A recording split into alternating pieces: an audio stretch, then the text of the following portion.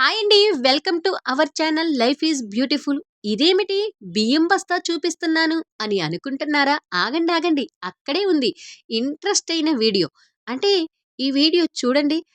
మా షాప్‌లో బియ్యం మూట మీద శ్రీకృష్ణ భగవాను, రాధ అమ్మవారు ఫోటో వచ్చిందండి. ఎప్పుడైనా దేవుడు ఫోటోలు తొక్కటం అనేది అసలు నా మనసుకు నచ్చదండి. మనకు ఎన్నో దేవుడు ఫోటోలు వస్తా ఉంటాయి. దేని మీదో ప్రింటింగ్ ఏస్తా ఉంటారు. కానీ వాటిని తొక్కటం అనేది మనం తెలిసి తెలిసి చేసే మహా పాపమండి.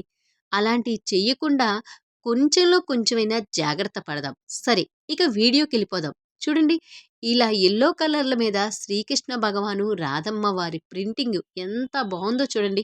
వాటిని చూడగానే నాకొక మంచి ఐడియా వచ్చిందండి.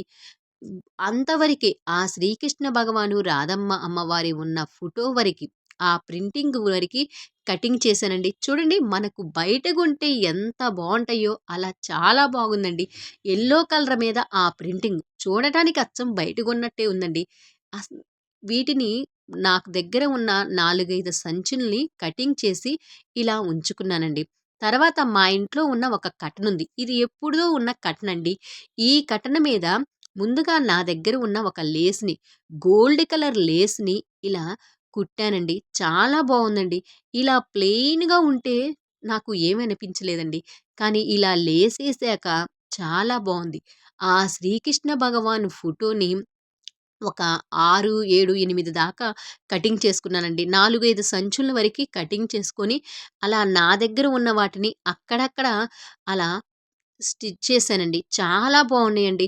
అసలు మీరు మనకు ఏది ఒక్కోసారి పనికిరాదు అనుకుంటాం గదండీ!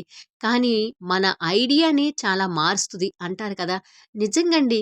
ఫస్ట్‌లో చూసేటప్పుడు నాకు ఏమనిపించలా. కానీ ఆ శ్రీకృష్ణ భగవాన్ని చూడగానే, తదేకంగా చూడగానే మంచి ఆలోచనొచ్చిందండి.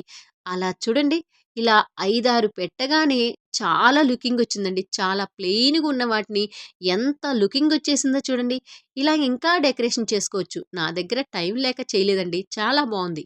ఈ వీడియో మీకు నచ్చితే ప్లీజ్ లైక్, షేర్, సబ్స్క్రైబ్. ఈ వీడియో ఎలా ఉందో కామెంట్ చేయండి. సబ్స్క్రైబ్ చేసేసుకోండి.